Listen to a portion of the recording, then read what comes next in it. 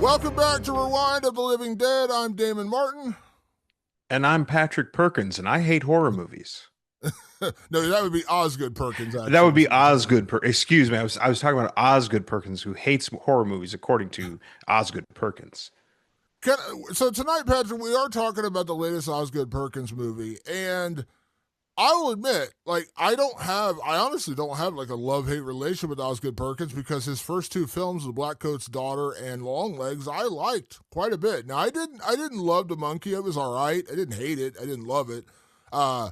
But there seems to be a real love-hate relationship with Osgood Perkins, and I've come to realize. I think we talked about this during our Monkey review, so I won't rehash that entire episode over again.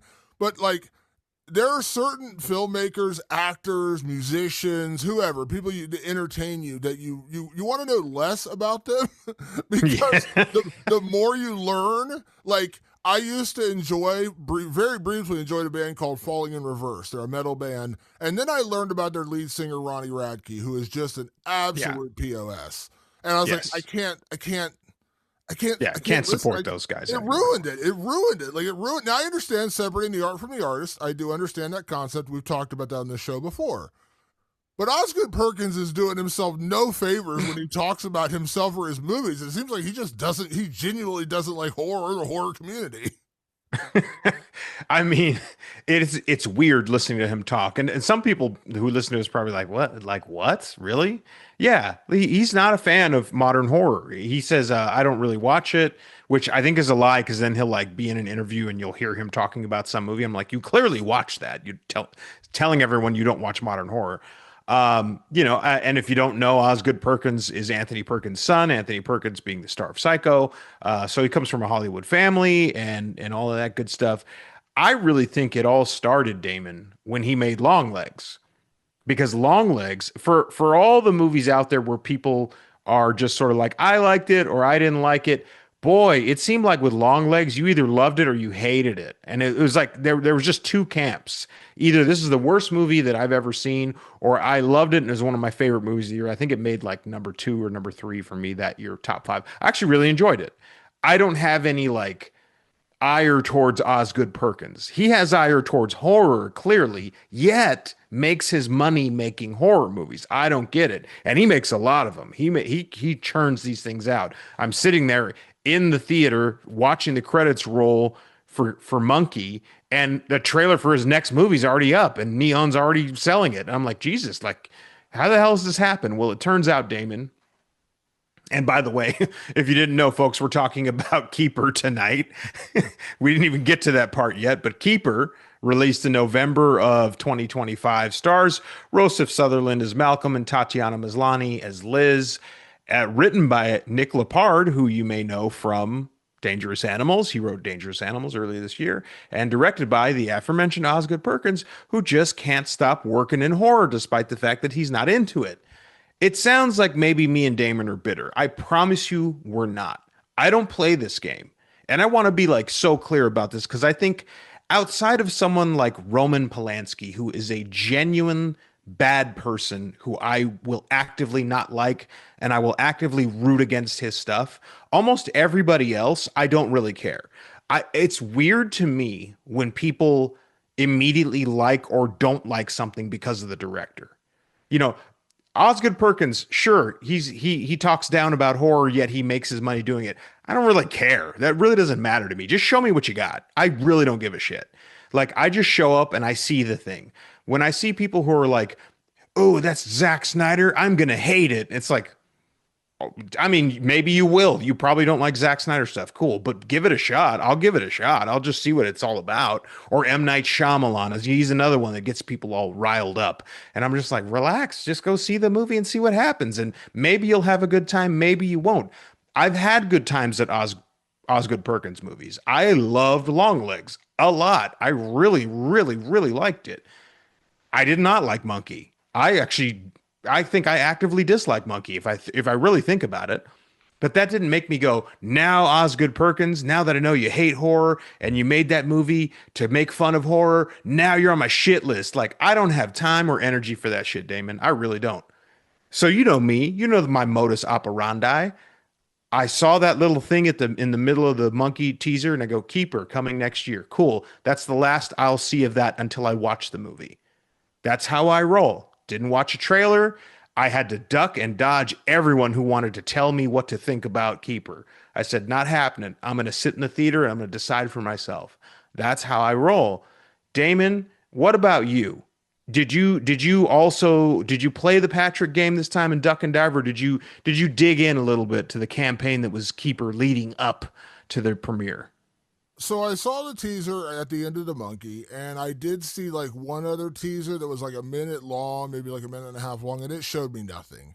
So I didn't really know anything. I knew it had Tatiana Maslany, and I saw the trailer Sure. show pictures of her, but it was just like imagery and weird like flashes, and like couldn't really tell anything. So I honestly didn't know anything about this. Didn't know the rest of the cast. Didn't really even know the premise. And by the way, I'll tell you the premise in very, very loosely terms, which I mentioned in the intro. If you don't hear the intro, that's fine. Basically, it's a woman and her boyfriend going off to spend a weekend at his family's cabin in the woods. That's as simple as I can give it to you. And that's not spoiling anything for you. I promise you that. No. So I didn't even know that going into it. But like, here's the thing. Like, Osgood Perkins, it feels like people have an opinion on him right away. And I Hmm. think the long legs thing, I'll be honest about this because I like long legs. I think the problem is that, and I'm not rehashing our review of that, but I think the problem was the marketing campaign was so good for that movie that when it didn't live up to people's expectations, they're like, I hate this movie. It was like, Yeah. we talked about like when you built when the marketing campaign for Long Legs to me is like one of the best marketing campaigns ever for a movie. It got me so hyped for that movie.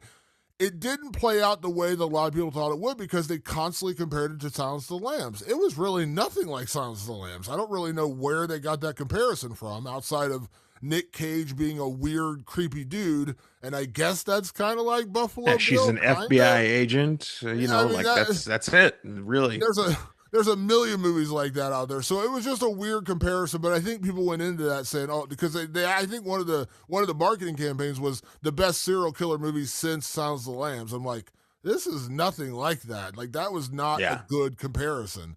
But I still like Long Legs. But I think the vitriolic reaction was because of the expectation, and they're like, well, it Yes. was nothing like what I wanted it to be. So I think Keeper kind of benefited from not having those kind of expectations. I mean, I did see some advertisements for it. I did see people talking about it, and to their credit, the couple of the teaser I saw and the teaser I saw in the monkey were very like it didn't tell you anything. Like I said, I think the only thing I knew was it was directed by Osgood Perkins and it starred Tatiana Maslany. I knew nothing else going in. So I sat down in the theater last night to watch this movie, Patrick, not knowing what it was. And about 10 minutes in, I knew exactly what it was. And Yeah. I figured out the plot in about 12 minutes. And Yep. then I nearly fell asleep for the next hour. And then the last 20 minutes happened, and I walked out of the theater and I chucked my drink and I threw my middle finger up at the movie theater and I walked out. We'll get a lot deeper about my feelings about this, but I like what I'm getting at is like for all the hardcore reactions to Osgood Perkins, it feels like you got to be in one camp or the other. You either love him or hate him. I don't love what he says, but that doesn't affect how I like his movies. And Yeah. largely, I've enjoyed more than I've disliked his movies. I enjoyed The Black Coat's Daughter. That's a really, really, really well done movie. I enjoyed Long Legs. I didn't love Monkey. I was very middle of the road for me. And I know you said you'd go as far as you didn't like it. I was like, it wasn't very good, but I didn't hate it. It was like, just it was all right. It was mediocre.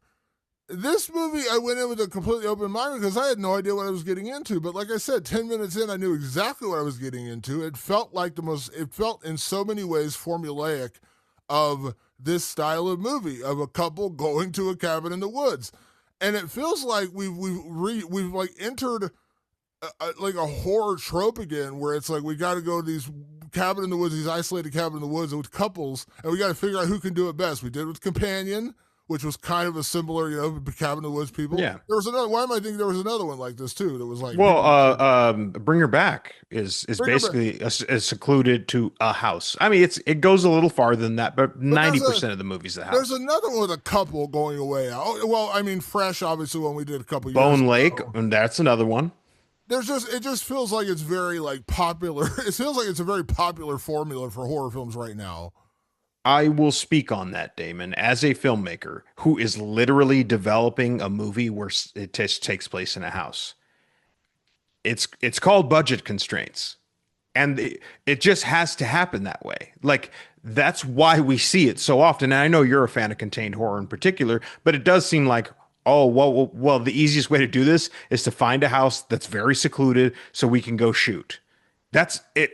That's essentially why these movies end up playing out the way they end up playing out. Now, if you didn't listen to the intro, what you might not have heard from the great Damon Martin, as he did copious amounts of research, he's one of the best in the business. Don't even test him. Osgood Perkins got the monkey shut down because of the strikes.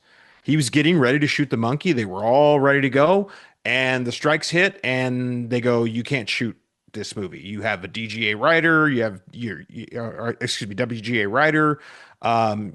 Union rules. We're not crossing picket lines, so it's not happening." And he went, "Ah, poop. I really was ready to shoot that thing." And then he said, and this is him publicly, by the way, saying this. He goes, "But could I shoot something in Canada, non-union? Would that be against the rules?" And, his people thumb through the bylaws and they go, technically, you're not doing anything wrong. If you go to Canada and you hire a non-WGA writer, you can do it. You cannot write it. I think he's WGA, so he can't write it. He has to let someone else write it, and they can go make the movie in Canada with Canadian people and pay them Canadian rates. So he did. He just went, well, fuck it. Well, I can't do the monkey. Let's go do this. And Tatiana Maslany was already going to be on the monkey, and she's Canadian. He was like, hey, Tatiana, you're in town. Want to do this movie with me? She's like, what movie? He's like, I don't know yet. We're going to figure it out. And it's literally how it went. They went up to Canada and they had to develop in Canada the whole bit. Now, when I say develop, I don't mean like 2.5 years of development. I mean like 3 months, 4. I can't speak for sure on the schedule. I'm just saying like this was a very short turnaround of him just going, I want to shoot something. Hey, Nick Lepard, you write stuff and you're not WGA. Want to write an idea for me? Basically, it's two people in a cabin and some spooky shit should happen. He's like, got it. I'll figure it out. And they bang this thing out like super quick. And they probably, and if you don't know this about Canadian productions, folks, they're much lower budgets than America. And I mean much lower. They call $250,000 that they're like, holy shit, here we go. Like now we got a movie, and they can do a lot with it. It's a very talented group of people up there. That's not me putting it down. That's what they know how to do up there. They know how to make low budget horror films or any kind of film, honestly. So that's what he did. He went up there and he kind of decided to do a pickup game of basketball. He was like, fuck it, let's make a movie. I don't know. I don't want to sit around. I don't want to sit around while the strikes are going on. I want to make something. So he went around the rules. He didn't break the rules. He circumvented them, and he went up to Canada and he made this movie. And honestly, Damon, it kind of feels like that's what happened. You say you figured it out in the first 12 minutes. I'm probably right around the same amount of time where I figured it. I honestly, the opening shot told me a lot already. The opening, there's a little opening sequence. Almost this whole movie is basically buried in spoilers. We can't talk about it here without spoiling anything. But the opening shot of the movie told me everything I needed to know about this movie, like almost immediately. And I was shocked. I was like, so this is what's going to happen. As soon as we get into the movie, I know what's going to happen. I didn't know like very specific details, but I was like, A, B, and C are going to happen. And then A, B, and C happened. Maybe, just maybe, Damon, when you decide as an Osgood Perkins that you're going to whip something together, it comes out feeling a little whipped together. That's not to say it's an incompetent movie. It's actually fairly competently made. He's not a bad filmmaker. I don't care what you feel about him. That's just patently false. He's not a bad filmmaker. He knows how to make movies. But story-wise, This needed a lot more massaging before I think it became something impactful. When I think what it's going to end up being is something forgettable. I don't have I would say I don't have the reaction that I think you and our, by the way, our co-producer Real Dumb, who reviews stuff for us on IG from time to time, there's a much stronger reaction from the two of you than me. I'm like, yeah, it's not a good movie, but I also don't really like it didn't elicit anything in me that made me go, I have to actively hate this movie, which I think some people do. So here's the thing about that. I did the intro and I mentioned, and this is like I said, this is Osgood Perkins. Like, he literally said Longlegs got done filming. They were all, hyped up, still ready to go. They couldn't shoot the monkey. So he's like, let's just stay in Canada and shoot something else. Did they have an idea? No. Did they have a script? No. Did they have a cast? No. Did they have anything going on? No. They just had like the crew and everything was already in Canada. And Osgood Perkins is like, I want to stay working. Here's a general idea. Let me hire this writer who's now. And by the way, just for full disclosure, I am in the WGA. I want to be clear about that. And they did not break any rules. They didn't break it. They did not break. They did not cross picket lines. Trust me, if they did, you would have heard about it because other people did, and they got bounced out of the union when it happened. So they didn't break any rules by doing this. I'm giving full disclosure that I am in the WGA. They didn't break those rules, so I'm not faulting him for that. Like he stayed within the rules of what he was supposed to do. And by the way, there are other productions that did this as well. They were still shooting. I think they were shooting House of the Dragon in Europe because that's not WGA is an American union. Yeah, they were shooting over there. I know there were A24 productions that went on because they actually agreed to the what the WGA was looking for the writers. So A24 moved on. So just to be clear, they didn't break any rules. But he did hire a non-WGA writer to do this. So my point is, there's nothing wrong with having an idea and finding a really talented writer to bang out a script. I've seen a lot of great movies where I read afterwards and the writer's like, oh yeah, I banged out that script in a week, or I banged out that script in a month, or I banged out that script in a couple of weeks. You're like, wow, that's pretty amazing. And some writers are just like that. Like, I know not everyone is a fan of Kevin Smith. But Kevin Smith talks about this. Like when he gets in a mood, man, he'll write for days and he'll bang out like the general idea of a script in a week, and then he'll take time to refine it. And I've heard Michael Mann talk about this. I've heard Quentin Tarantino talk about this. Like guys, Tony Gilroy's another guy. Yeah, I think. Why am I forgetting his name? God, the guy who did Social Network, David. What am I? Oh, geez, why am I blanking on him right now? Come on, help me out here. Why am I? God damn it. Why can't I think of his name right now?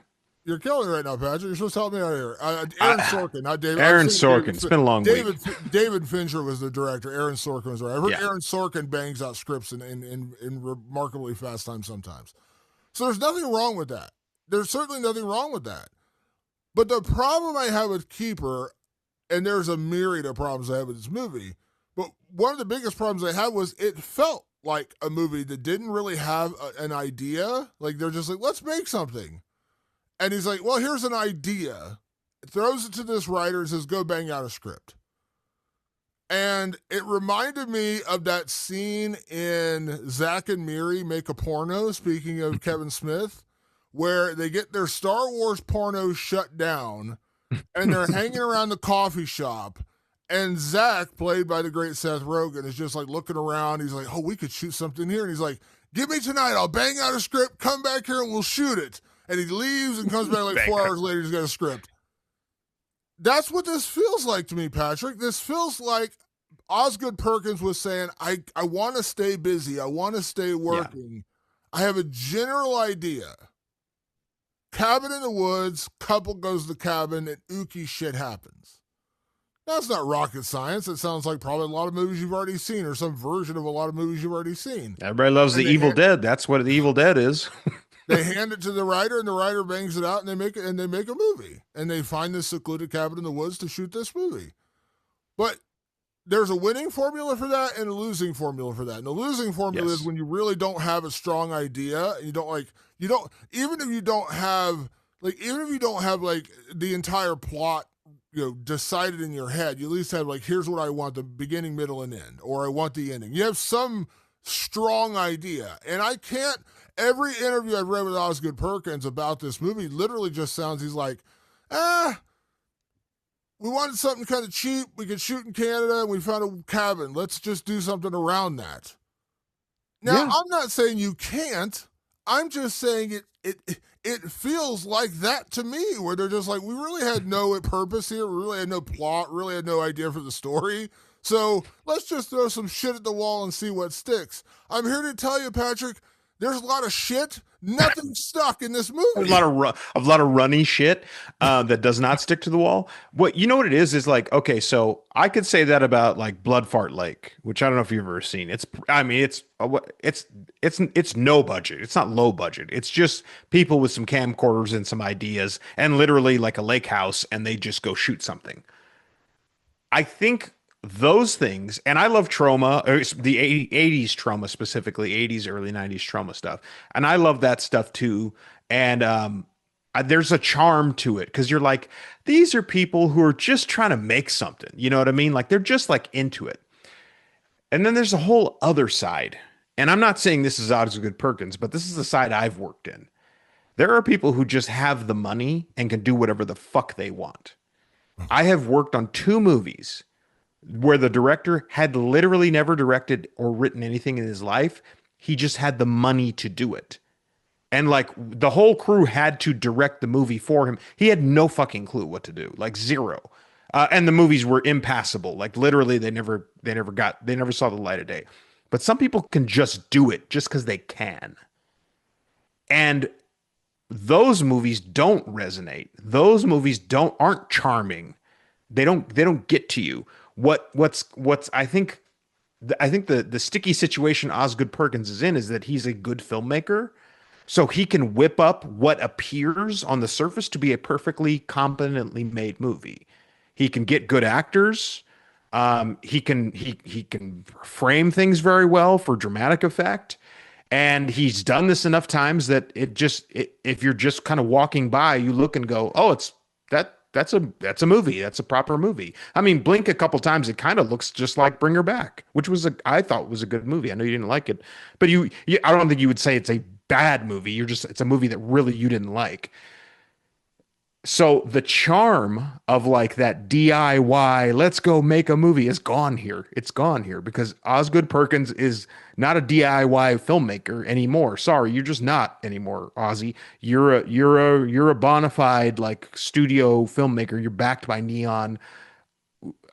What happens is that you're put at your expectations just are automatically higher. And it really felt mailed in. And for me, I saw everything that was going on there, and I thought to myself, like, and I don't want to really give away, but there's a whole other genre of horror films specifically that this reminds me of. That I'm like, yeah, almost all those movies make me feel the same way this movie makes me feel. It's a style of filmmaking and a way of telling a film that just does not resonate with me. And this was done kind of slapdash. And so on top of that, it just really doesn't work. But I also like it's also well enough made that I'm just like, well, it's fine. It's better than Fear Street Prom Queen. You know what I mean? That was poorly written, poorly made, and I don't know what went wrong there, but it was an absolute disaster of a movie. I don't know where else to go, Damon. What do you think before we hit spoilers to because people are like, "Well, get to what's wrong with it." I'm like, I don't. It's we got to get into it. This is a movie that it was frustrating to watch because it just felt like every review I've heard, and I know a lot of our creator friends love this. I'm not going to name names, but a lot of our creator Oh, friends I didn't even love know. I this. haven't had a Oh chance to yeah, look at anything. oh yeah, I did. No, oh, this is one of my favorites of the year, and this is great. Oh, interesting. I keep hearing this one word, and they're not wrong, by the way, in using this word. It's very atmospheric. Yeah, it's an atmospheric movie. It is. But I'm not saying they're wrong for liking it, by the way. I'm not trying to tell Sure, anybody for like liking whatever it. you want to like. But when that word atmospheric gets used, I get it. Like, there are great atmospheric movies. But this is a movie that is all atmosphere and no substance. Like, the plot in this movie and the execution of the plot in this movie is so ludicrous that it's frustrating to me to watch because like you're telling me that you're putting these people in this situation, and like I said, we're not going to unravel. I'm telling you the bare bones, which is a girlfriend and boyfriend go to a cabin in the woods for a weekend. That's literally that's you could know. Not you. I'm not telling you anything else about it. But everything surrounding that, even that minor of a detail, felt wrong. Like it just didn't work. Like it was literally like watching you. It was like watching somebody trying to put a puzzle together, and they're just like, "Oh fuck the edges. Let's just pound it together with a hammer." Like there's just so many frustrating moments in this movie. And the other thing that was really frustrating about this movie was the whole like it's atmospheric. It was remarkably boring. Like it was just there was a slog in the middle of this film where I was just like there was a couple moments where I'm sitting in the theater like I gotta be careful not to doze off here. Like it got really boring. I dozed And off it three and times, but I'm also exhausted. I haven't slept in days. but it felt like that was my whole thing with the atmosphere thing. Like the atmospheric. Like it was a lot of like sounds and looks and creepy ooky visions and stuff like that. And those can work. But if that's your entire movie and nothing else, like if you watch the first 20 minutes and you watch the last 20 minutes, you could have the same movie. The Hmm. middle, like 30 minutes or 40 minutes, it was a 90-minute movie. It's only a 90-minute movie, yeah. If you took out the middle, like 40 minutes, you would not miss a thing. You could watch the first 20 minutes and the last 20 minutes, and you would totally understand every single thing in this movie without missing a thing. The entire middle section feels unnecessary because it doesn't do anything to advance the plot. It does nothing to advance the story. And we'll get into why. We'll get into more Yeah. details Yeah, when we we got get to into get into spoilers. why. But it's an utterly frustrating movie because you can take a simple premise like this. Now, I'm not going to sit here and just heap praise on a movie I love, but I'm just going to compare it to a movie that I love, Fresh, from a couple of years ago, the one with Yes. Xavier Jones and Sebastian Stan. That is kind of a couple going to a cabin in the woods together, and then weird shit happens. The difference is that movie, and I'm not going to tell you what it was because if you haven't seen it, I don't want to ruin it for you. But that movie, when it gets to where it's going, you will not see it coming. You won't. You just won't. And if you do, I'd be shocked. You could be like, oh, I would never go on a retreat with my boyfriend. That's as simple as it would get. But outside of that, you will not see what's coming. And what unravels for the next hour is mind blowing to me. And it was like, wow, this is so original and so creative and so different, much like Companion. Companion, very similar plot. Boyfriend and girlfriend go off to a secluded cabin in the woods. They meet friends. There's like, 5 or 6 people out there, but ultimately it's just, similar plot. They go out there, and then what unravels for the next, 80 minutes after the first, 20 minutes, you will not see coming.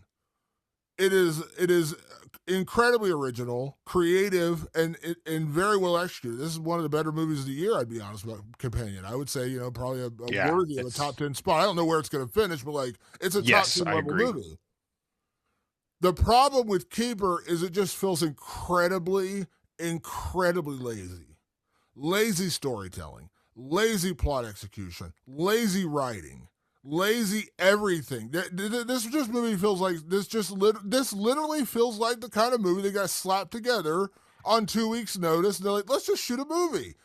And you can do it, and it can be done properly. This just wasn't the case for me. This was literally just like, I don't want to stop working, so let's just go shoot some shit. Dude, I at that think point, go shoot a music video or something. Like, don't do this. Don't waste an hour and a half. you of really my don't life want to that I make never- money. Go shoot a music video. But do something like that where you're shooting if you just want to make cool imagery, because this isn't a poorly shot movie. Yeah. Like visually, it's not a poorly shot movie. No. If you want to do that, make your student film where you're just put ooky music and it's just gonna be like like that. You've seen Private Parts, the Howard Stern movie. When Oh, he makes a yes. student film, it's just like weird music and you see him carrying around like a girl.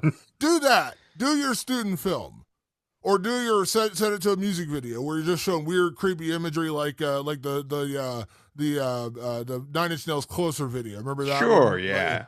Do that. Don't waste an hour and a half of my life on a piece of shit like this. This is a short film that's overstayed its welcome. honestly. And you said it right there. You go cut out the middle 40 minutes and you're fine. I'll say it again. I've said it on this podcast, I think 3 times this year. A 45-minute movie is a feature length film. Now, the counter from all of the very smart producers and the people at Neon and even Osgood Perkins is good luck putting that in a theater, buddy. Yeah, good luck. Go put it on Shutter. Go put it on a streamer. Go put it somewhere else. Don't put it in a theater then, because you don't have 90 minutes of a movie yet. You don't. You just don't. This feels like a first draft. It's the draft where you lay it all out and you go, okay, so this is the shape of it. Now what? Now we keep chipping away at it and chipping away at it until we do, in my opinion, what is lacking from this movie is character work. Let's do some deep dives on the character work and really get into these people so we get the audience invested in them, so that their goals, that we are on board with their goals, and we are horrified by the obstacles in their way and the dread that's facing them. It's not here. It's not in this movie. It doesn't exist in this movie. I think of a movie like Vicious, which I was sort of meh on this year, honestly, but I could see the work below the surface. I was like, oh, that's there. The stuff on the surface wasn't there. This movie's like, the stuff on the surface is fine. I actually have the least amount of criticism for like cinematographer Jerry Cox and Osgood Perkins for going, put the camera here, let's do this and do that. Like Oz needs to take some more of the blame though, because he's shaping the thing, but he can't write it. That's a big rule during the strikes. He cannot rewrite any of the scenes. It has to be Nick Lepard stuff. You do that and you're screwed. So he couldn't touch the script. The script needed to be touched more. That's the problem. That's the real problem. It needed better plot points for Damon, and it needed better character work for me. It didn't get those things. So you won't be seeing this in our top 20 this year. It's not one of those movies. It's not going to happen. Yeah, it's to me it just feels very lazy. Like we just wanted to make something, so here's what we made. And And the only reason I want to push back on that is, as a filmmaker, there's no such thing as lazy filmmaking. There, filmmaking's hard. All of it's hard. But the writing was like, hey, that's good enough. Let's just get out there and start shooting. Like, if anybody's really taking a hit tonight, it's Nick Lepard, because it's his script. Like ultimately, no, Osgood Perkins put a. But what my point is that with a better script in hand, and I'm not telling you that Osgood would have made it better. Maybe Nick Lepard would have made it better with like 5 more drafts. But they did what they did at the time that they did, and the people who delivered, mainly Jeremy Cox, the cinematographer, I would say is the MVP of the whole damn thing. But it's the script. The problem with this movie is the script. It just 100% is. It's not what's on screen. It's what's not on screen. well, It's in the stories. it does fall to Osgood Perkins though, because it was his idea.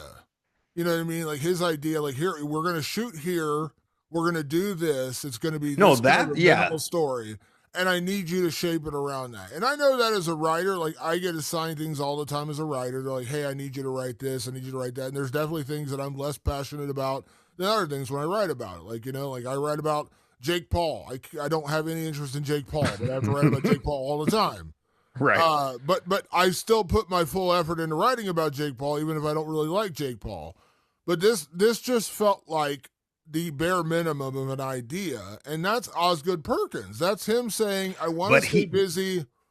I but want to the stay busy. I want to stay working. Here's a general idea. We have a very secluded. They're basically making a movie around necessity and not the other way around. Like they're just like, okay, we have a cabin." yes. We have a cabin, we have a couple actors, and we have $150,000 or $1 million or whatever the budget was. Yeah. We have $1 million. We have a cabin. We have Tatiana Maslany, and we have Donald Sutherland's kid, which I just learned that yesterday. That's actually one of the Sutherland kids. The other. Oh, okay. We have them. Go write a script.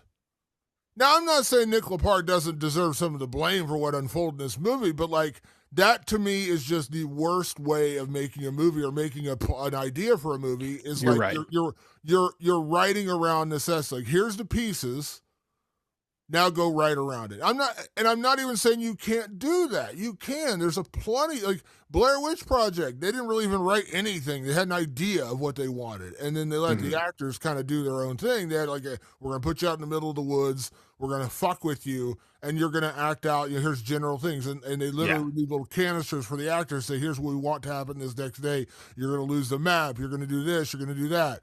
But very minimal things. But they had a general idea of where they were getting to and where they were going to go. This movie feels directionless. This movie feels like we're just like, oh, we have a cabin, we have a couple people, we have some budget. Let's go shoot a movie.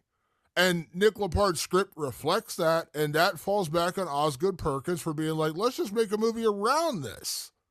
It does. It all of what you're saying is right, but you cannot let Nick Lepard off the hook. I'm Here's not. why. I'm not. But what I'm saying is, just like Osgood Perkins says, I'm the director, so I have to take the lion's share of the blame for whatever's going on.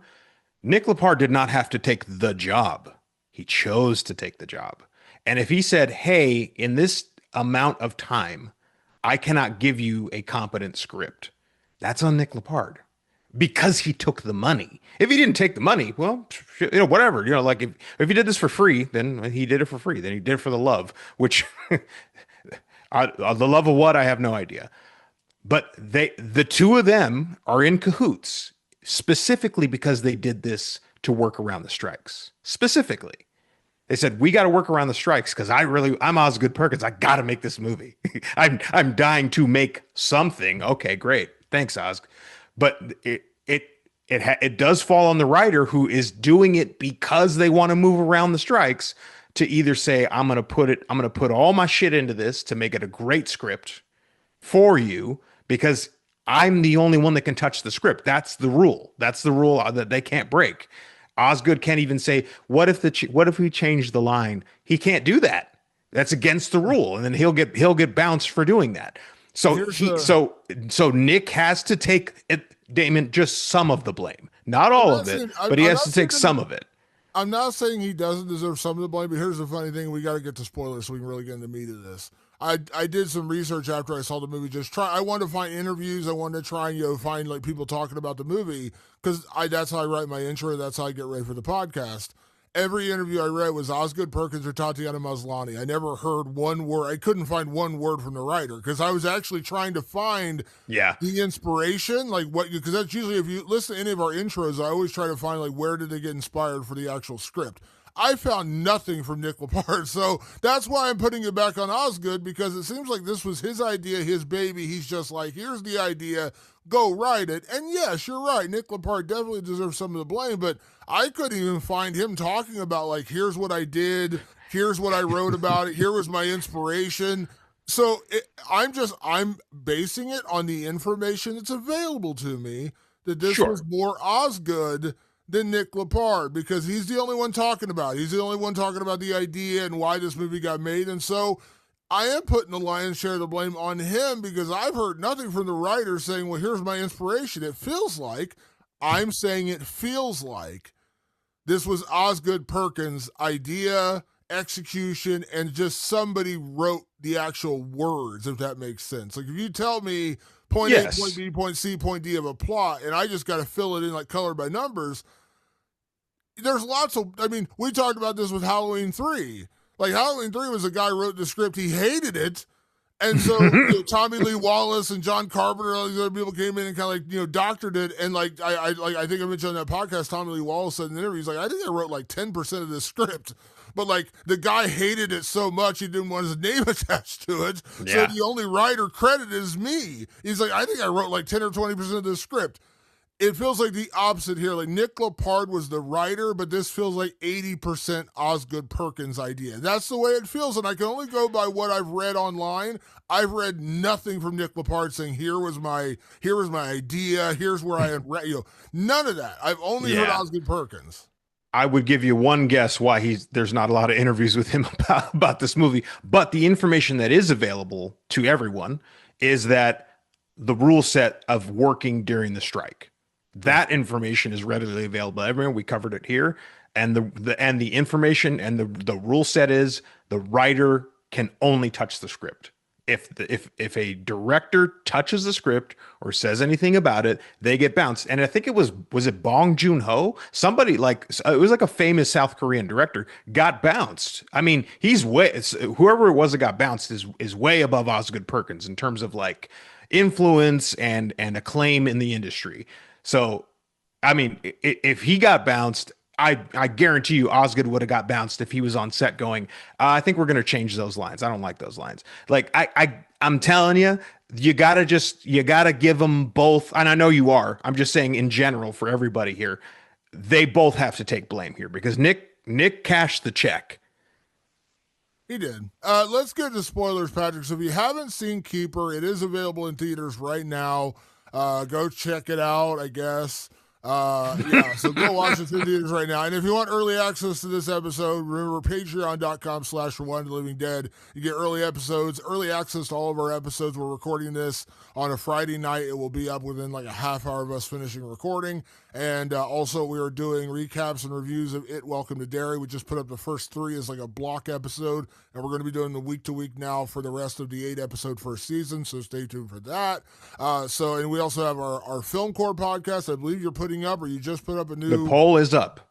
The new poll, what movie we're going to review for our next podcast that is not horror related. So go there and check that out, and you can vote and decide what we review.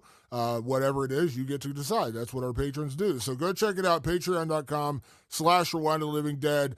Patrick, do you want to, I'm just going to turn it to you to unravel this plot.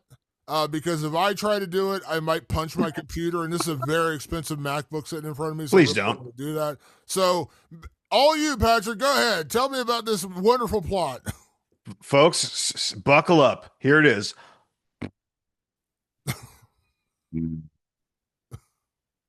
It ain't nothing. There's nothing to this. Okay. I will say this. Look, okay. I don't even know where to start because I don't know where to finish. It starts with this montage of women, these vignettes over time, by the way. Some like in what seems like the 1950s or 60s, some in like the 80s, maybe the 90s. And then these women are like, they're clearly like yelling and arguing with somebody. And then all that yelling and arguing turns into bloody screams and crying out for horror. And then now we're in the cabin with Liz and her year-long boyfriend Malcolm. And I'm like, cool, so that's going to happen to Liz. Got it. Or she's going to get out of it somehow, but that's where she's headed. And he's the architect of that. They give you the movie in the opening, what is that, a minute? It's a minute. They give you that. And then they roll right into Malcolm and Liz, as you mentioned, Damon, celebrating a year of their relationship together, boyfriend and girlfriend. They're going out to the family cabin.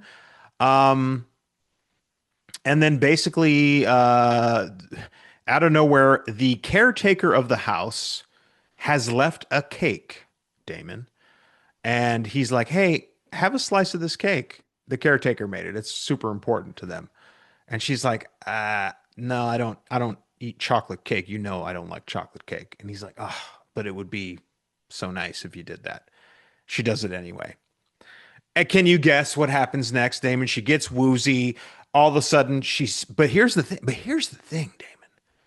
She doesn't just like pass out. She starts to see things. She starts to hear things. It appears as though something is amiss in the woods around this cabin.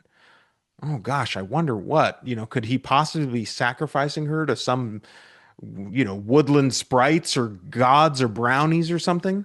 And don't forget, they're in a secluded cabin that's his family's, but his cousin just happens to live right next door, and the weird cousin and his barely English-speaking girlfriend come over on the very first night. So it's like, this is our little mini vacation, us by ourselves, and his cousin immediately comes over, and his cousin is really off-putting and weird, and his date is like barely speaks English, and yeah, our weekend alone, no problem. And then the cousin shows up like 10 minutes later and like hangs out with them for the night. So just to throw that in there, I just want to mention that. Yeah. Cousin comes over, and then Malcolm gets a call because Malcolm's a doctor. I learned that because he got the call. And he's like, I gotta go. I have to go. This patient needs me. Gotta run. And then when he's gone, Darren comes over and he's like, "Oh, you're still here. I was supposed to be here for the weekend." That's a weird reaction from you, Darren, because you're supposed to be sacrificed. Like, we get it. We get it. We know what's going on, right? So, hauntings, spookiness, silliness, weirdness ensues. Malcolm returns, which I want to get into that in a minute. That's actually a big problem with the movie. Malcolm returns, and she's like, "I'm getting the fuck out of here. Shit is crazy. Your weirdo cousin came by." And then a woman showed up in the house, and like because again, she's seeing things. She doesn't know if she's tripping out or what. She's like, "I'm fucking leaving." And he's like, "How about instead of leaving, you have some wine with me?" And she's like, "Fine, I will." Okay. Okay, weekend. And she has wine with him, and then that also doesn't go well. And then he just lays it all out, and he's like, "Hey, here's the deal. 200 years ago, me and my brother shot a witch, and she gave birth to these things in my barn, and we killed her, and then those things in the barn um, imprinted themselves on us, and we owe them a sacrifice of true love, and we have to do that. So you're next. Sorry." And that's basically what the movie is. But it turns out, Damon, she's made of the special sauce, and she's something else. And instead she makes a bargain with those things as she's locked in the basement, and they decide to stay with her. I don't know what that bargain was, by the way. That's not even a spoiler. I just don't know what the bargain was. They stay with her, and they decide instead, why don't we just kill Malcolm? And they do, and then the movie's over. Yeah, that's pretty much it.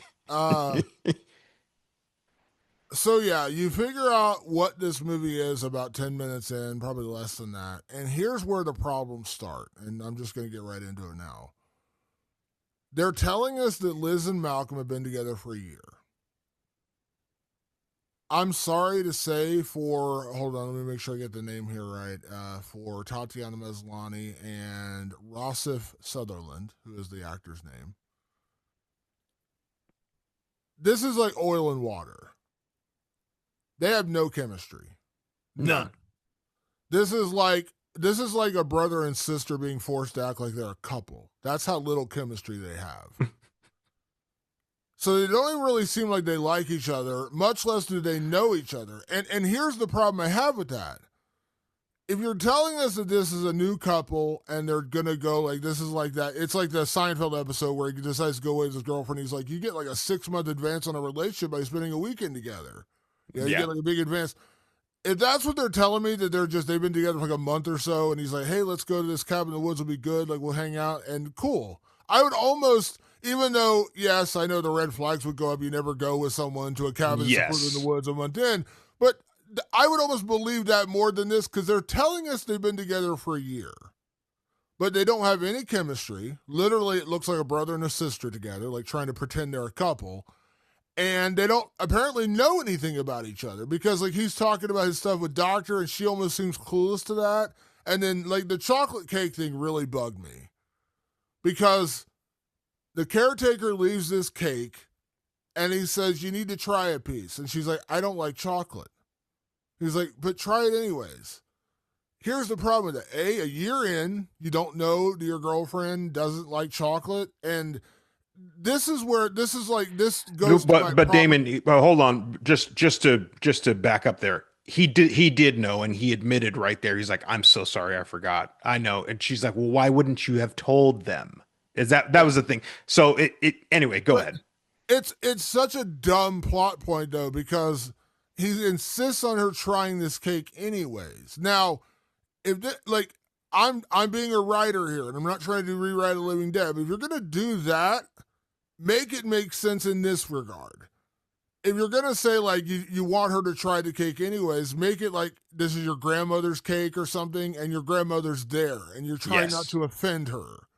I get that. I understand that. I've done that. I've been at, like, family dinners with friends or girlfriends, and like, you got to try this. I'm like, oh, God, I don't like this. We'll take a bite to appease you because, it's a nice thing to do. I get it, unless you're, like, allergic or something. But I was like, that's such a minor plot point to stick in this movie to make it, and like he almost seems like you need to try it so the caretaker isn't offended. The caretaker's not there. They wouldn't know. So he just makes this big deal about you need to try it. And like he like basically sits there and watches her and like basically makes her eat a piece of cake when she's telling him she doesn't like chocolate cake. And I'm just like, why would either A, do my thing where you're like, you know, the caretaker's there and she's going to leave after they try the cake. And she's like, I really want you to try the cake. You don't want to offend her? That I get.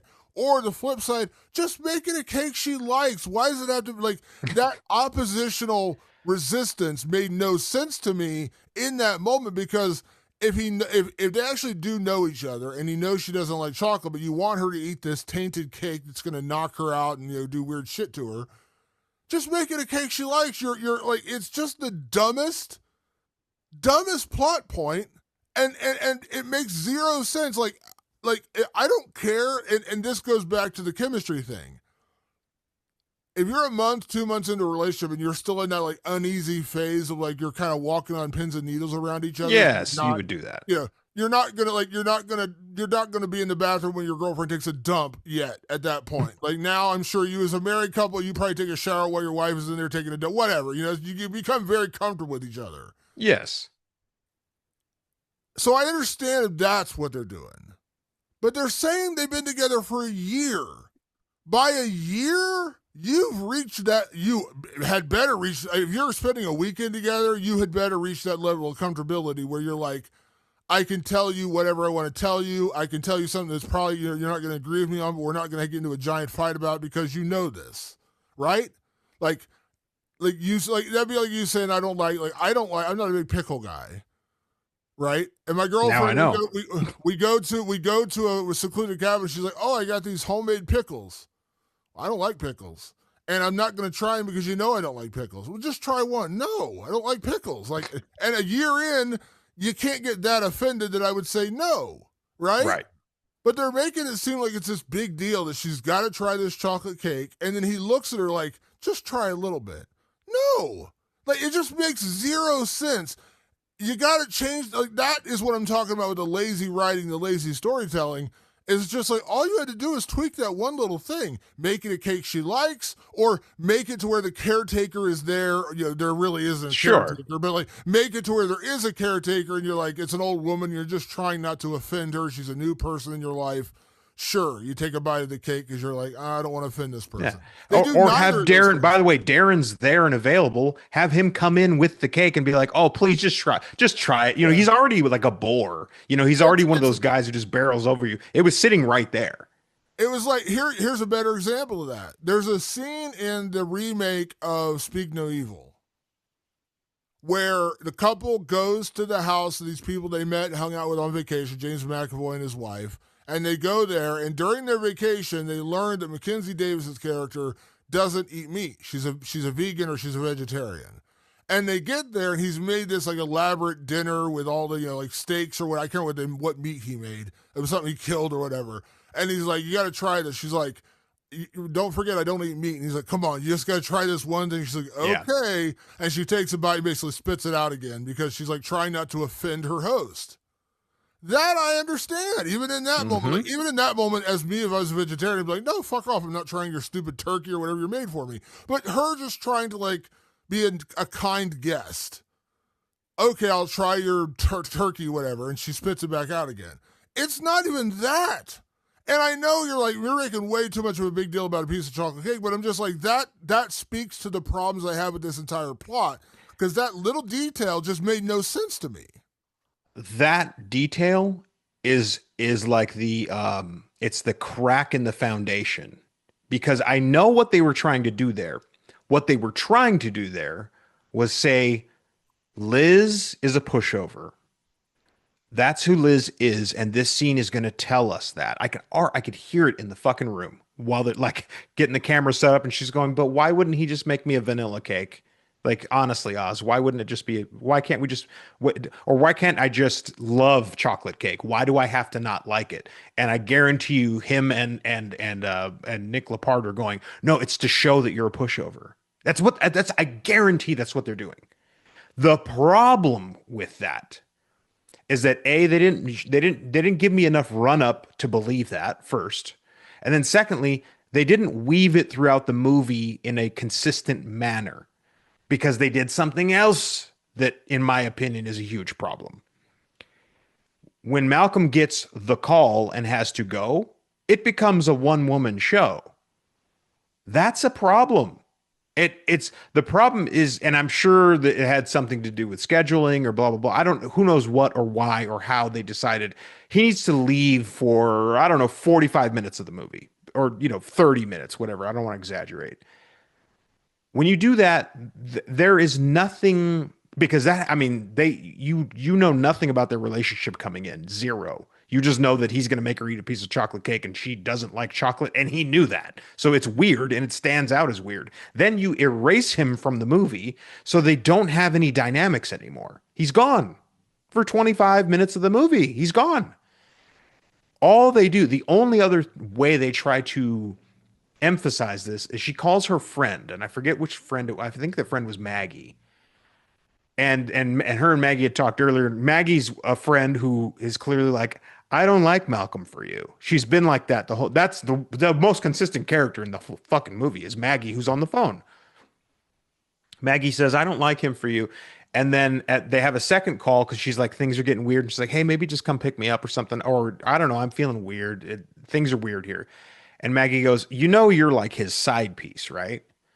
Like everybody knows it, and you seem to be the only person who doesn't know that you're the other woman. He's probably left the cabin to go with his wife and kids because he had to go answer that call. You know that, right? And then when he comes back, he forgot the name of the patient and all that. So it at first seem that way. But there were basically just two instances in this movie where they tried to convince me that Liz is a person who is a pushover, a doormat, somebody who, it was not enough. It was not enough character work. I will go back yet again, Damon, to a movie that I didn't particularly love this year, and that's Weapons. One thing Weapons does so right is tell you exactly who Julia Garner's character is. In fact, they spend a painstaking amount of time making sure you understand why she makes the choices she makes. But if you are whipping up a movie in, I don't know, a couple weeks, you have to just go, let's throw a scene there and let's throw a scene there and we'll call it good. Right? Everybody good with that? Great. Let's roll. That's kind of how this comes across. And that becomes the problem in your movie. If we somehow, and I don't even know why he needed to leave, to be real honest with you, it doesn't even make sense why he needed to leave.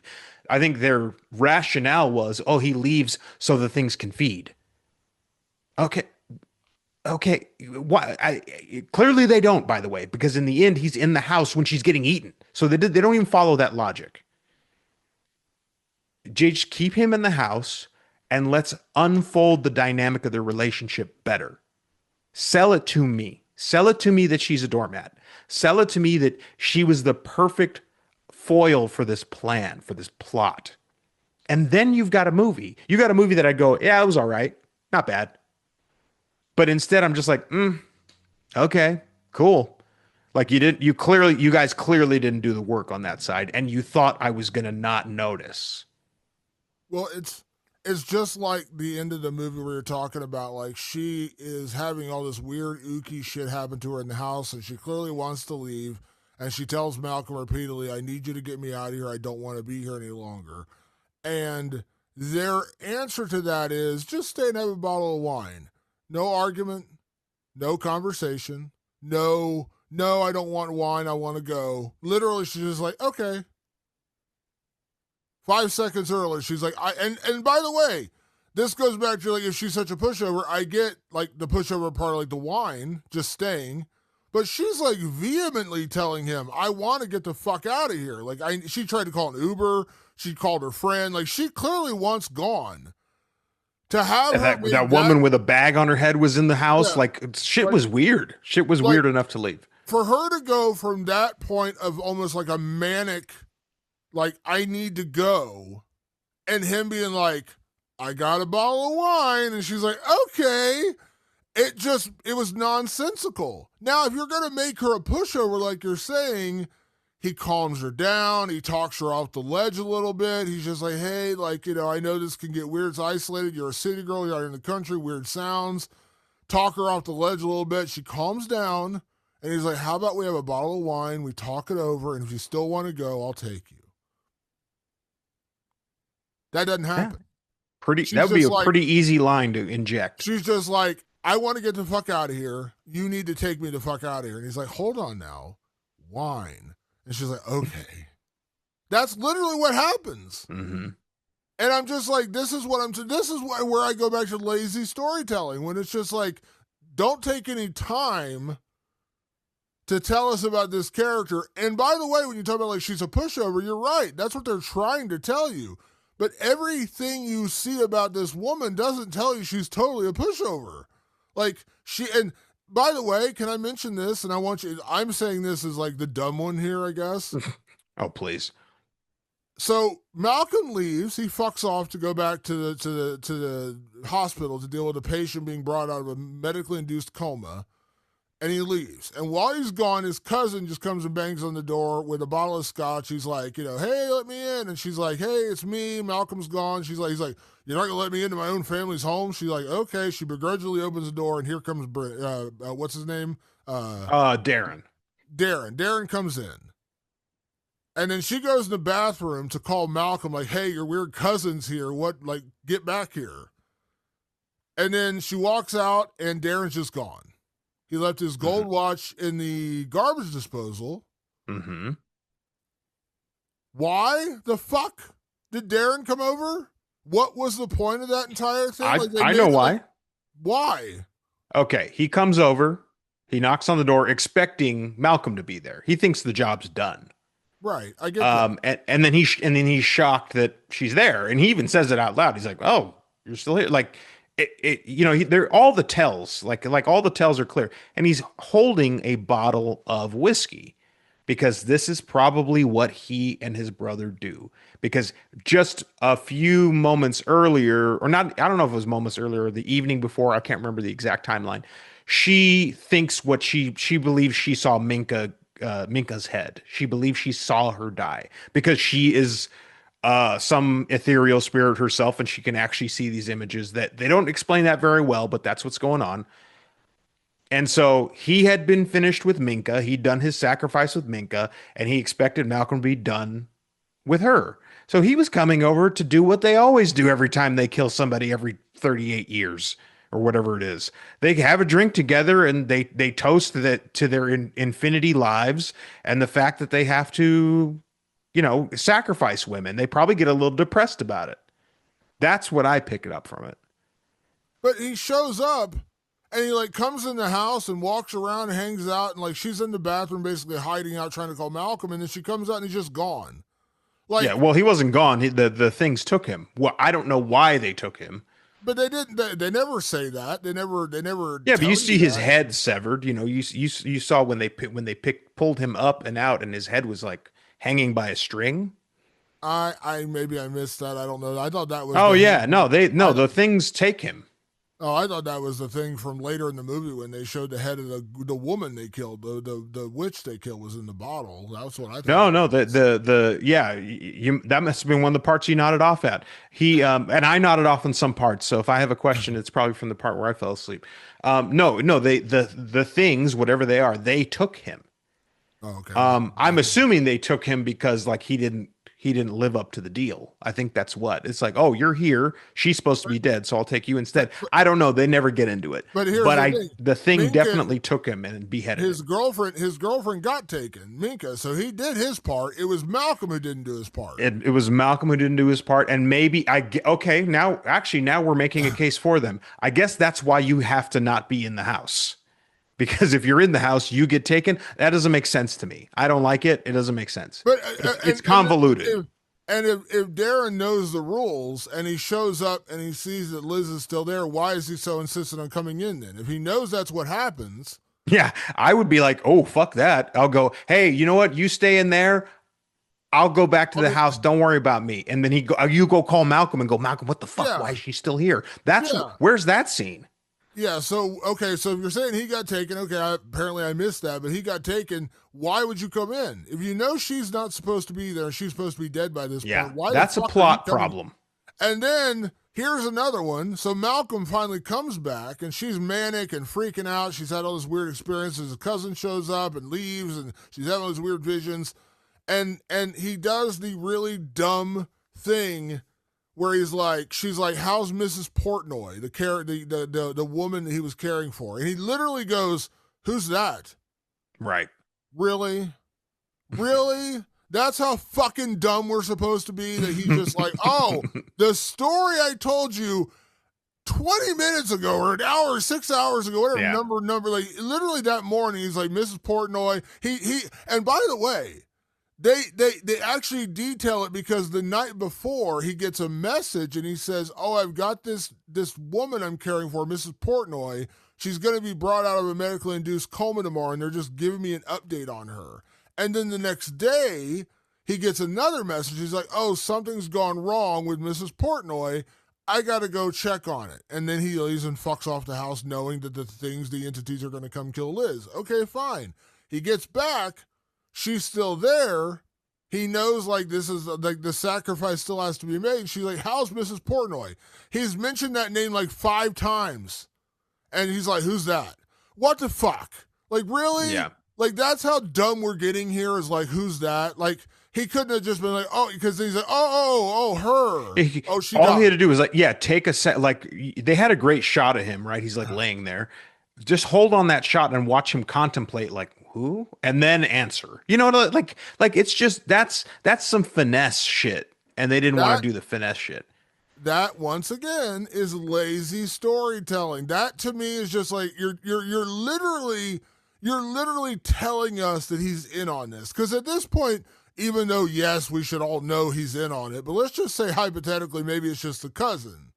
Like the cousin's doing some weak, eerie, ooky, mysterious shit, and Malcolm's unknowing, or Malcolm doesn't know what's going on. You're just telling us right in that moment that he's in on it when she's like, "How's Mrs. Portnoy?" She remembers the fucking name. And he's like, "Who?" Like, literally, I want to bang myself in the head with a tack hammer. I'm just like, she knows the name, but now he's like, "Who?" Come on. I mean, no one can be that dumb. That's what I'm talking about. Lazy Yeah. storytelling. You're making things too obvious. And then when they actually get, and let's just talk about the ending of this movie. So Malcolm basically tells Liz that she's fucked. She's going to get taken by these spirits, this entity of this house, and it's just part of the agreement he made when they shot this witch like 200 years ago. I don't really know. They never say like the agreement. I'm not even going to get into that. Spirits are going to come take Liz. She's going to become part of the spirits of the house, and then Malcolm, his immortality increases. She goes down in the basement where all these creatures are. They all pop out, and the woman with the bag takes off. She's got like 19 heads. The CGI is really bad, by the way, in that moment. That whole CGI in this movie is really, really not good. They all surround her, or whatever, and she's like, "Oh!" And then she just emerges and basically knocks Malcolm out, and he gets old because I guess the spell didn't take because Liz didn't die. And she's like, "They asked me to stay." And he's like, "No, this is my house." And she dumps him in the weird ooky liquid, and he suffocates and dies. And then Liz is there. Now she's the new caretaker, the new immortal person staying with the spirits in the house. And did I get that? Am I missing anything in Yeah. that? Well, you're not missing anything, but they're missing something. So they attempt very briefly to explain, and again, okay, they attempt very briefly to to explain that she is special. She is not like the other women. They do a piss poor job of explaining that. That might have been the thing that could have saved this movie genuinely. Like there's a lot of shit that's really kind of dumb about this movie, but that specifically, if they would have just been like you and they try to do it by showing the woman from 200 years ago, she is identical to Liz. I mean, it's Liz. It's Liz. And then Liz finds her locket like in the river, and it's literally a picture of her. What they're trying to say, and they just never successfully say it, is that Liz is that woman reincarnated. It is her. Or a descendant of some kind, or one of the A two. descendant, bloodline. She has the blood of the witch. Let's just call it that because they didn't call it anything in the movie. They never. It's the one thing where I'm like, if you had explained this, however you explain it, I'm not going to try to figure that out here. But if you'd made this clearer to us, I could forgive like most of everything else. If you just made this clearer, why the process fell apart. You know what I mean? Oh, I've got you in my sights. I got it all laid out. What you didn't get was that you fucked with the wrong woman. That's the part that's missing from this movie. That just general idea of you fucked with the wrong woman. You brought the wrong one here. That was something and you can't save that in the way again this movie was made in the And sense that it's once they couldn't rewrite it. That's what needed to be very much honed out of anything in this movie. That part needed to be fixed. and the big twist, or not even really twist, just like the moment when Liz turns the table on Malcolm, she says they asked me to stay. That literally is what she says. They asked me to stay. She didn't say, "Hey, I'm the long lost descendant of the witch lady," or "They hate you and they've just been waiting for me to come along because I've got the bloodline of the." None of that. They asked me to stay. That's it. That's literally what she says. There's no explanation, no deeper meaning behind it. She says, they asked me to stay because I guess I'm the good one. So cool. I'm going to hang out with the ghost from now on, and you're going to die a ookie death and age, dramatically because the spell didn't work or whatever.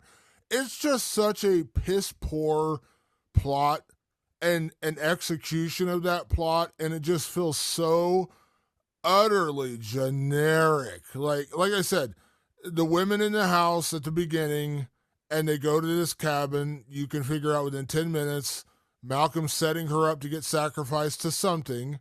And then by the end of the movie, she doesn't get sacrificed and Malcolm's the one to get. I mean, I figured this out so quickly. And it was Yeah. so frustrating. Because here's the thing. Like, when you watch a movie like Companion, I'm not even going to get into the plot of Companion. When you get into, a couple goes to a secluded cabin with a bunch of their friends, or kind of like a house party for the weekend, whatever. And you can kind of tell like there's some bitter feelings, and some of them don't like the girl, and like there's just some weird shit going on there. And just like this, you're like, something's off, right? What Companion does so brilliantly is like everything that happens for the next like hour and 20 minutes, hour and 15 minutes, you're like, holy shit, did I not see that coming? Like that was, I didn't know the specifics of like, we shot a witch 200 years ago and now we've just been immortal because we took her powers or whatever. I didn't know that part of the plot, but I knew everything else. They brought her to the house. Clearly his cousin's got a girl in the house. They're going to sacrifice these women for something. I didn't know it was immortality at that point, but I knew that's what was happening. Right. Literally, they just told you the plot, and then my problem is, there was no surprise. Like, there was no twist of what it was. Like, okay, it's immortality, sure, whatever. And it was a witch we shot 200 years ago. Cool, whatever. But, like, it was just so loosely pieced together that when it got to the end and she's like, they asked me to stay. Cool. Like, I know you mentioned, yes, they do say, like, you look a lot like her, and they kind of try to tell you that there's some connection between Liz and the old 200-year-old witch. But even that's not, like, explicit. Like, they don't flat out tell you, like, her name is Liz Johnson, and the witch was a Johnson or some shit like that. Like, they don't go that far. They're just like, you look just like her. But when the ghosts come in, and she goes back out and tells Malcolm, she's like, they asked me to stay. That's it. They don't tell you, like, hey, I'm the law. Like, I'm not even saying you need to handhold me through. You're right. They tell you in the sense of they technically cover their bases, but go ahead. But they do, but it's not great, but they do. It's just so generic.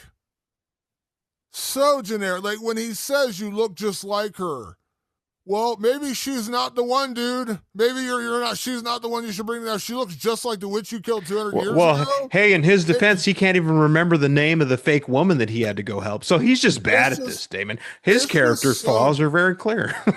like it's just there's just so many problems with the plot and the execution of this movie. And I'm sorry, but like we didn't do a one testicle award this week, but man, Ross of Sutherland deserves about 9 of them for this movie. Like he seems so like he just seems so robotic, and there is zero spark with him and Tatiana Maslany in this movie. Like if they were this heated, passionate couple and you look past each other's flaws because you're just so into each other. And I can see that happening. There have been girls I've been with in my lifetime where I've just been so into them that I've ignored the red flags because I'm like, I really want to be with this girl.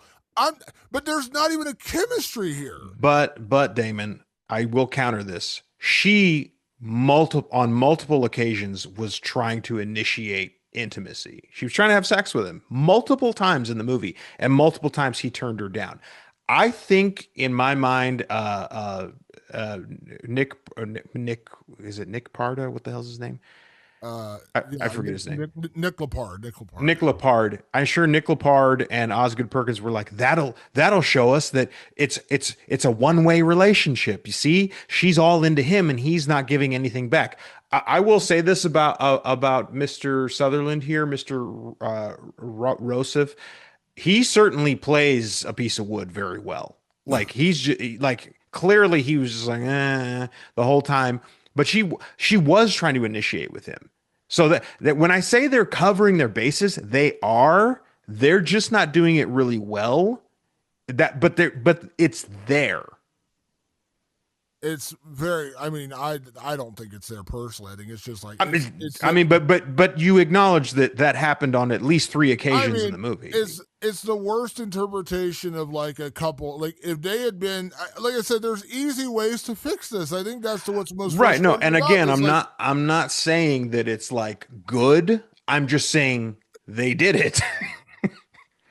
Here I am. This is me putting my writing hat on. Go back to what I said earlier. Make this. They're a month in, and they're just still, or 2 months in. They're still learning about each other, and this is like they're fast forwarding a relationship. And just like people that move in together too early, and they realize, oh, this was never going to work. We should not have done that, because people do that. People do move in together like a year into a relationship or 6 months into a relationship. You hear this all the time. I hear about celebrity couples getting engaged like 3 months in, and you're like, yeah, this ain't going to work.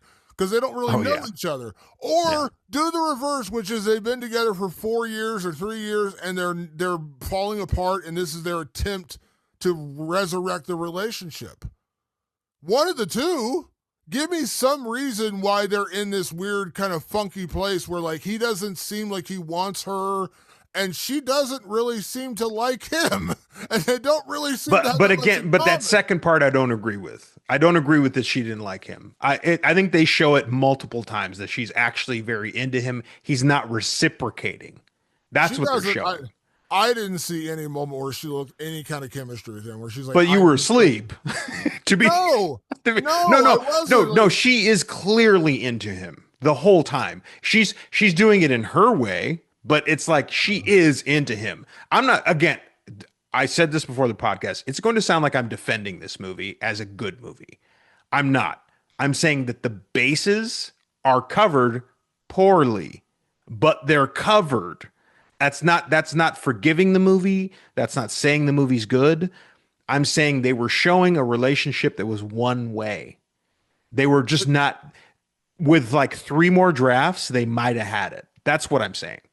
It just felt like that, like, yeah, she initiated trying to kiss him and stuff like that, but it just seemed like she didn't even really she just didn't seem, and this goes back to the chemistry. It might be go ahead. She just didn't seem that into him. It's almost like I'm trying too hard to make this work. And he was just a piece of wood. Like he did nothing. And yeah, I think it comes down to a chemistry problem. Like they did not gel well together. He has chemistry with nothing. He is whatever I don't know chemistry very well. Is like whatever base is or whatever. Like he was giving nothing back. But I think they thought that was enough.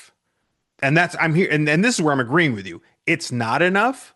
I see what they're doing. I'm like, okay, I see what you guys are trying to say here.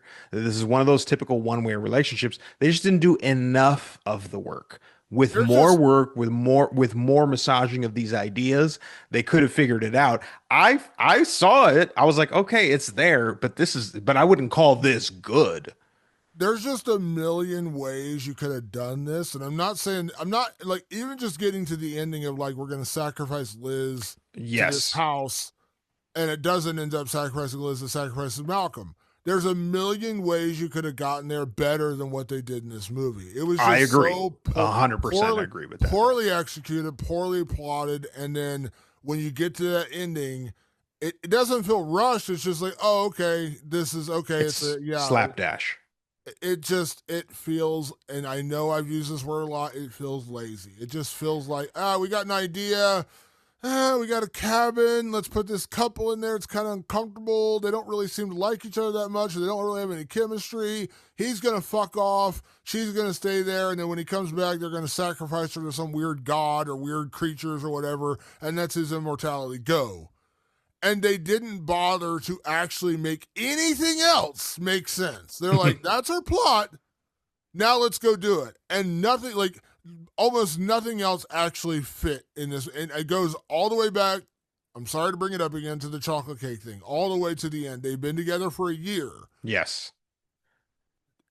There's no way they would have been together for a year with the way that they've been. And you're right. If you're trying to tell me the one, okay, let's just say you're absolutely right. It's just her. No woman would stick around with that guy for a year. Don't tell me it's been a Oh, year. don't. Oh, no. I know there are women who stick around with guys for way too long. That's a very common story. Again, I agree with what your complaints are.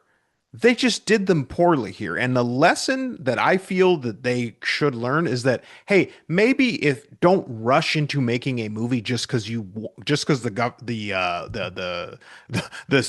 studios are shut down and there's a strike. Maybe don't rush into making a movie. Maybe massage that script for a while. That's like honestly, it's almost there. It's a couple more drafts. It's a couple more drafts down the line. Like I mean, all those things could be fixed with a few rewrites. But if you can't do the rewrites because you're circumventing some rules and it's like, well, we're shooting now, we can't rewrite now. I can't chime in on Nick Parda's script. Okay, let's just shoot it. That's what you get. and, That's what you end up with.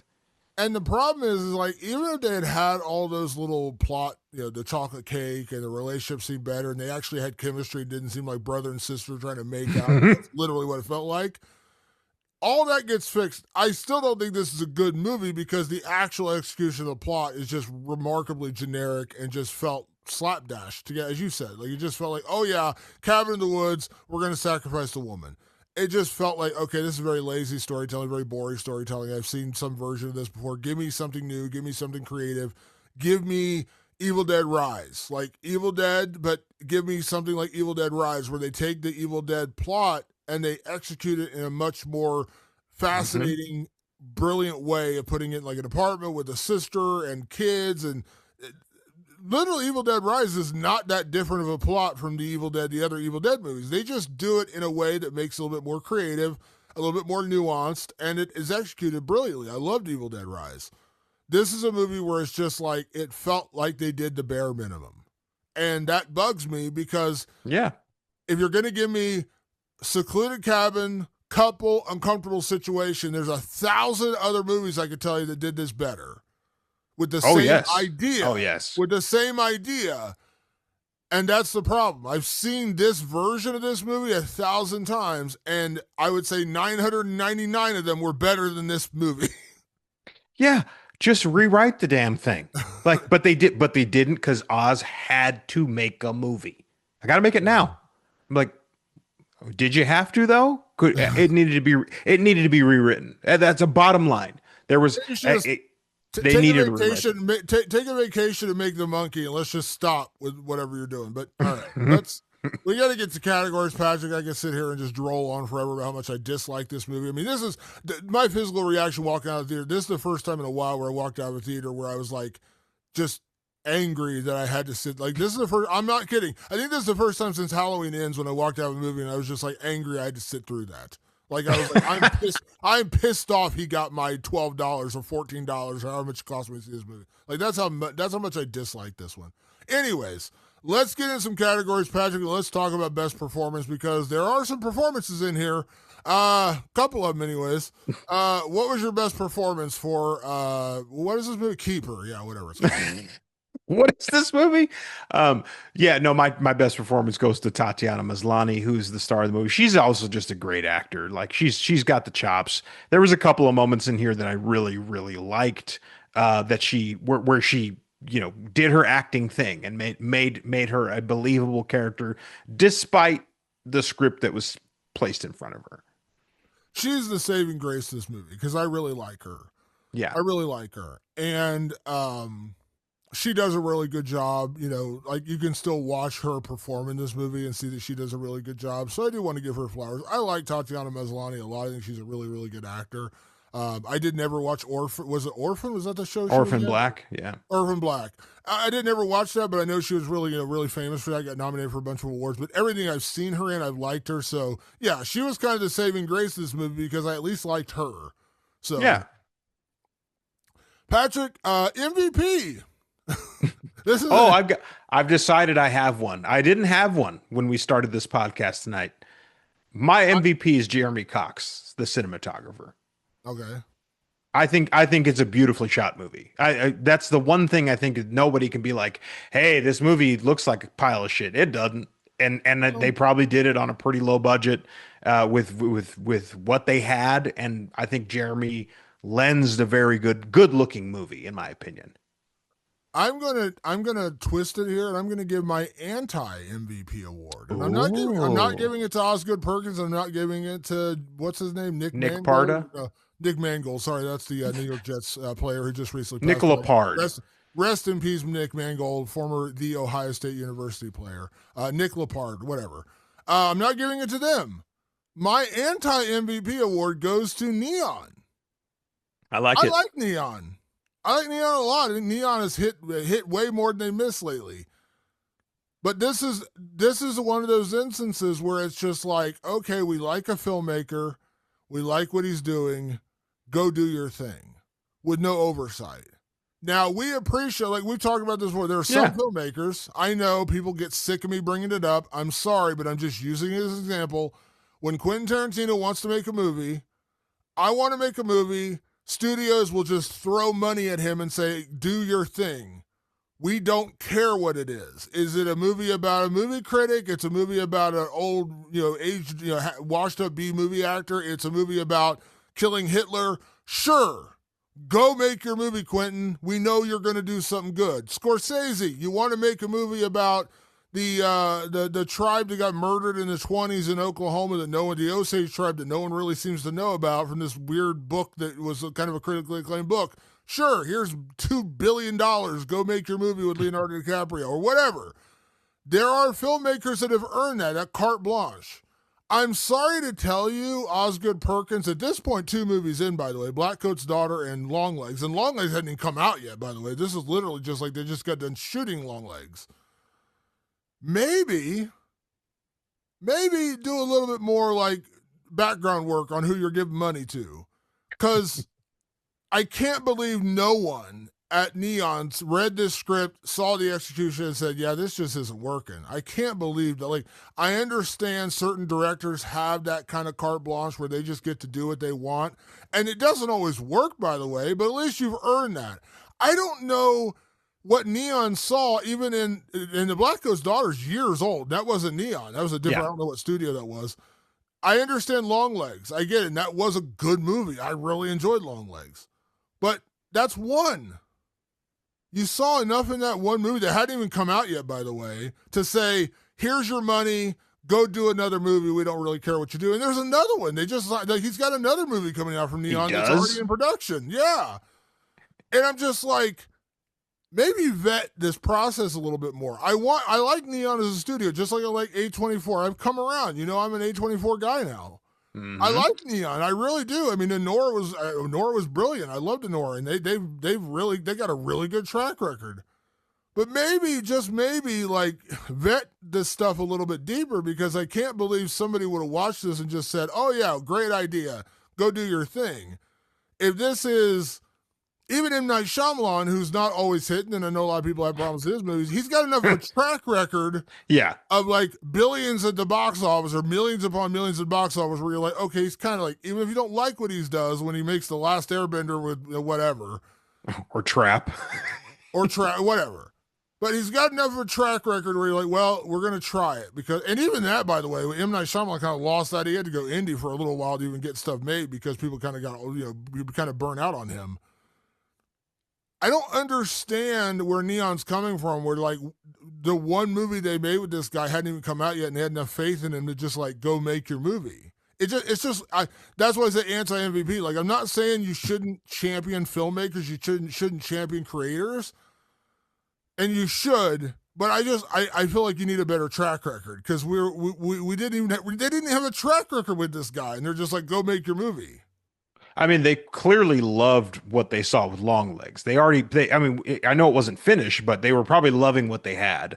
And just for posterity's sake, he also directed I Am the Pretty Thing That Lives in the House and Gretel and Hansel, which did do well. That's a rather acclaimed movie on its own.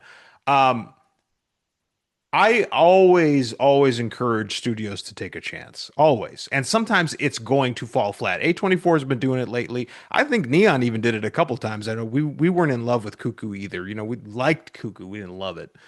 You got to take chances, right?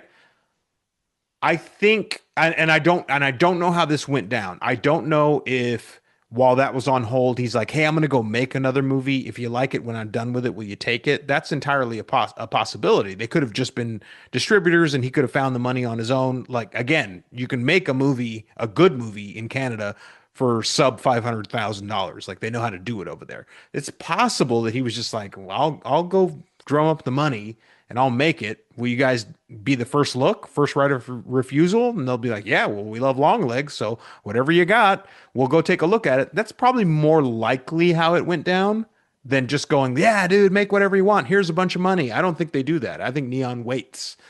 In fact, I know for a fact A24 waits. They wait and see. So there's a very likelihood that they waited and saw a keeper, and for some reason they thought to themselves, "Well, this will be fine, but we'll put out his other movies first," which is exactly what they did. They put out The Monkey first, they put out Longlegs first to build a track record with Osgood Perkins, and just been like, "Yeah, well, he'll have a lot of good faith, and then this movie will come out." I think this would have been a perfectly fine 45-minute streamer. But Neon doesn't play in that pool yet. But they keep doing this. They just might. Yeah. Patrick, next category, best scare. This is a horror movie, I guess. What is the? I mean, it's scary in other ways, but what is the best scare of this movie? There's a couple little jump scares here and there. Nothing major. Just a couple loud bangs every 15 minutes or so. I did really like this one scene where she was crashing out a little bit, and then there was like a figure on the ceiling, and its head was getting like longer and longer. It wasn't scary. It was just like, oh, this is kind of an unsettling visual, like whatever it is. You know, it's kind of out of focus, and you don't quite know what it is. So that was the one that I liked. I was like, well, I guess I'll to throw them a bone. I'll give them this one. And I'll give him the jump scare because there's one moment where she turns around and there's like one of the spirits with a bag on its head, and she like Yeah. turns around and it's like screaming and it's got a bag on its head and it kind of sitting in the corner. She turns and sees it. It's a classic jump scare. It worked pretty well. Like there was a couple people in my theater that kind of could hear them jump in the theater when I saw it. So I would say that's probably the best scare. It was just a generic jump scare, but it worked. I mean, you turn around, bag lady there, kind of freaky. So yeah, I mean that was a legit scare. Just very generic, but I mean, generic works sometimes. So that was probably the best scare for me. Patrick, next category, can we survive this relationship? Oh my God. Go ahead on this one. Can we survive this relationship? Damon, I'm gonna say yes, and I'll tell you why. If I was dating Malcolm, I wouldn't be dating Malcolm. I mean, you who dates wet paper towels? I mean, we just don't, right? We just don't. And so if I was in Liz's situation, I would have been out of that relationship a long time ago. Because in this movie, they don't establish any reason why she'd want to stay with a guy like this. They never do. They never give you a reason why she's so into this guy that she's willing to let him turn down Bone Town like three times in a row and not be pissed off at him. Like she likes him for some reason, but that reason I could never know. So I'll be fine, Damon, because I'm never ending up at this cabin. Yeah, I'm with you, and I think to your point, I think they try to explain it because I think early on when she talks to her friend Maggie's like, I think this is a new record for you because she has a really apparently this character has a really bad tendency of like breaking up relationships, and so she's trying to make this one work. But if you're gonna try to make it work, try to make it work with someone that you at least have like a little bit into, and it just seems like they just like I said, they have no chemistry, and I'm sorry that goes to the heart of the casting. That falls back on Osgood Perkins.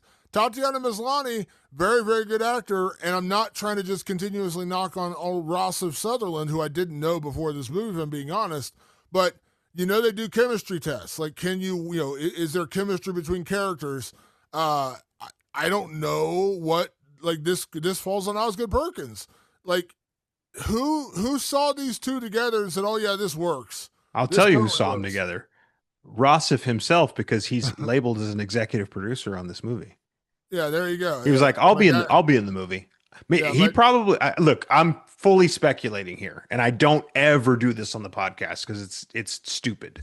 So I'm just saying that in a fantasy world, Rossif came up and said, "I'll throw 50 grand into the movie if that's what you need, but I have to be in it." yeah, Like that's what it feels like. I'm not saying that happened. I'm being very so clear, but that's what it feels like. yeah. And I'm just like, yeah, there was just not. So yeah, I survived this relationship because my God, I would not be there. Like I wouldn't be there to begin with. I wouldn't be going away. If Malcolm is the dude, ain't zero chance I'm going to be there. Now I might go to Pound Town with Tatiana Maslany. Like she's clearly into she's clearly into going to Pound Town, but Malcolm was like you said, like a wet bag of dirt is like what he was. And like, there's nothing appealing about this dude whatsoever. So I like Wet Earth. Don't talk about Wet Earth that way. yeah, wet bag of dirt. Yeah, whatever. Yeah. Sorry, Malcolm, you're not doing it for me. So sorry, we're not. Yeah, yeah. Sorry, Malcolm. You're not the one. Remake, sequel, or leave it alone. This is a pretty self-explanatory category, Patrick. Remake. You're laughing. I haven't gotten to the point yet. This is the category we take whatever movie we're reviewing and we say, should they remake it, should they sequelize it, or should they leave it alone? So when it comes to Keeper, remake, sequel, you're laughing before I even had a chance to get the answer. I mean, I guess, it didn't seem like we're too fond of this movie. Uh, Damon, I'm gonna go sequel for one reason and one Oh reason only. So God. that Damon and our other producer, Real Dumb, have to go see it again and just blow their fucking stacks. I'll pay for the tickets just for my own entertainment. Uh I'm gonna say here's my I'm being serious, but leave it alone because I don't want any Yeah. more of this. No, Like that's the right answer. leave it alone. I don't like even if they had fixed the things we're talking about, would it have made it more sense? Sure. You Yeah. know, like yeah, so it like I would have hated it less than I do now. At least if they would have made some of the things they did, some of the character choices, some of the execution, it would have made more sense. I would have hated it less. But the ultimate execution still failed. So I don't. Yeah. You'd have, like you'd be making a completely new movie if I said fix everything wrong with this movie. So it wouldn't be Keeper. It'd be something totally else, something totally different. So I can't say remake because even the little things that like even the biggest problems I have with this movie, you fix them. Sure, it's more watchable, but you know. That's like telling me, like I don't want to make a comparison with insult another movie, but like still doesn't fix what's wrong with this movie. So It's like saying like, hey, we know this food's going to give you food poisoning, but we're going to make it tastier. It's like, no, yeah, I'm good. I don't need it. I'm yeah. fine. Just leave it there. It's still going to make me vomit and have explosive diarrhea. I don't need it, so I'm good. Uh Patrick, last category, is this movie shitty? I mean scary, sorry. That's I didn't realize that was in there.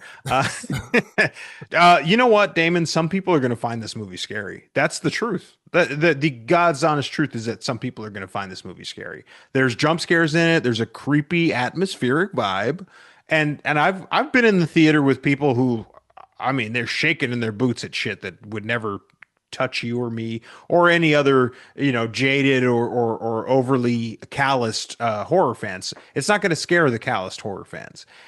I don't think it has the elements to me that make a good scary movie in spite of all that.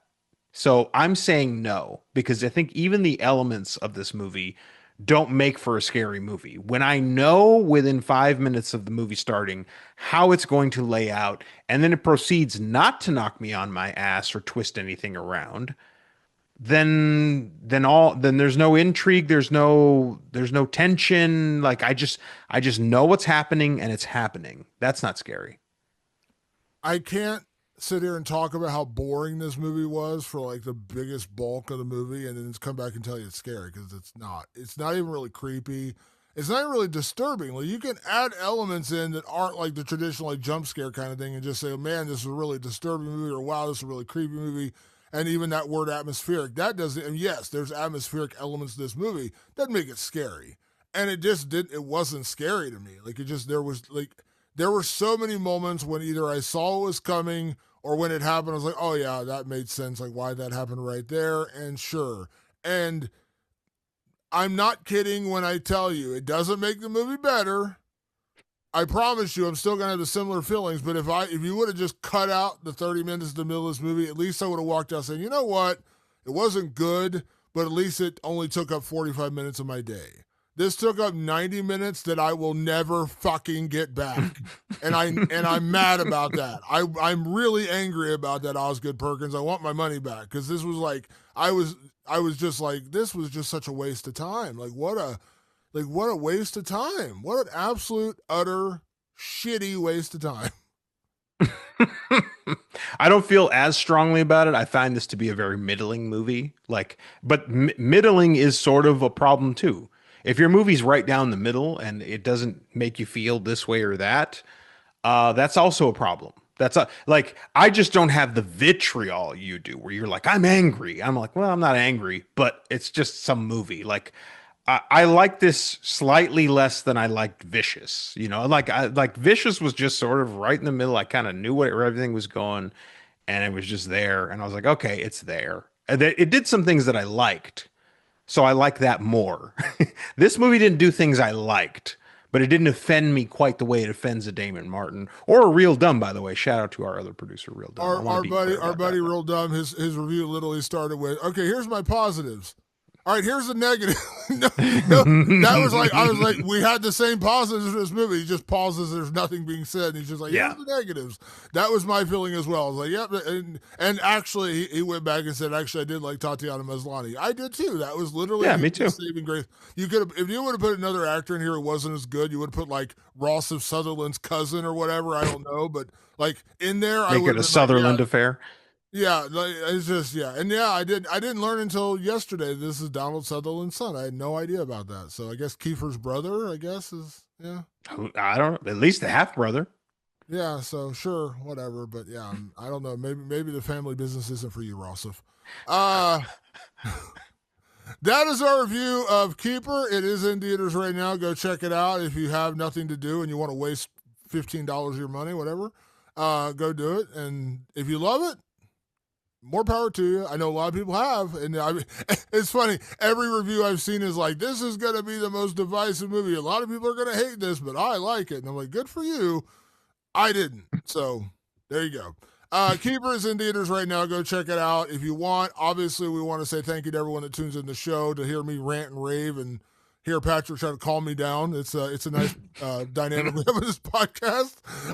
Want to say thank you to everyone that tunes in. Make sure you check us out on all your favorite podcast platforms, Apple Podcast, Spotify, and of course over on our YouTube channel. Just search Rewind of the Living Dead on YouTube, and also our website, rewindofthelivingdead.com. You'll find, of course, our reviews, our podcast, but you'll also find other reviews and trailers and news stories and other kind of cool shit over there. So rewindofthelivingdead.com. Questions, comments, movies you'd like us to review, hit us up anytime on social media.